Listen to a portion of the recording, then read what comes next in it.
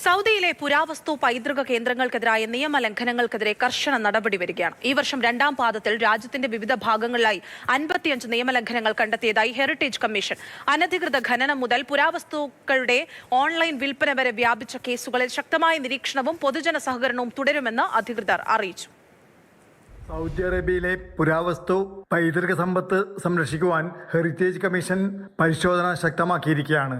ഈ വർഷം രണ്ടാം പാദത്തിൽ ആകെ 55 നിയമലംഘനങ്ങളാണ് കണ്ടെത്തിയത്. വിവിധ മേഖലകളിലെ പരിശോധനകളിലും പൊതുജന പരാതികളിലുമായി 16 കേസുകൾ റിപ്പോർട്ട് ചെയ്തു. അനുമതിയില്ലാത്ത ഖനനം, പുരാവസ്തു കേന്ദ്രങ്ങളുടെ രൂപഭാവം മാറ്റൽ, മുന്നറിയിപ്പ് ബോർഡുകളും സംരക്ഷണ സംവിധാനങ്ങളും നശിപ്പിക്കൽ എന്നിവയാണ് പ്രധാന കുറ്റങ്ങൾ. സാമൂഹ്യ മാധ്യമങ്ങളിലൂടെ 12 ലംഘനങ്ങളും കണ്ടെത്തി.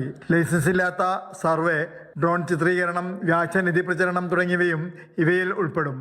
അനുമതിയില്ലാതെ പുരാവസ്തു വസ്തുക്കൾ കൈവശം വെച്ച് ഓൺലൈൻ വഴി പ്രചരിപ്പിക്കുകയോ വിൽക്കുകയോ ചെയ്ത 27 കേസുകളും രേഖപ്പെടുത്തി. നിയമലംഘനങ്ങൾ ശ്രദ്ധയിൽപ്പെട്ടാൽ ഔദ്യോഗിക ചാനലിലൂടെയോ ബലാഖ് ദരി സേവനങ്ങളിലൂടെയോ 911 എന്ന ടോൾ ഫ്രീ നമ്പറിലൂടെയോ വിവരമറിയിക്കുവാൻ ഹെറിറ്റേജ് കമ്മീഷൻ പൊതുജനങ്ങളോട് അഭ്യർത്ഥിച്ചിരിക്കുകയാണ്.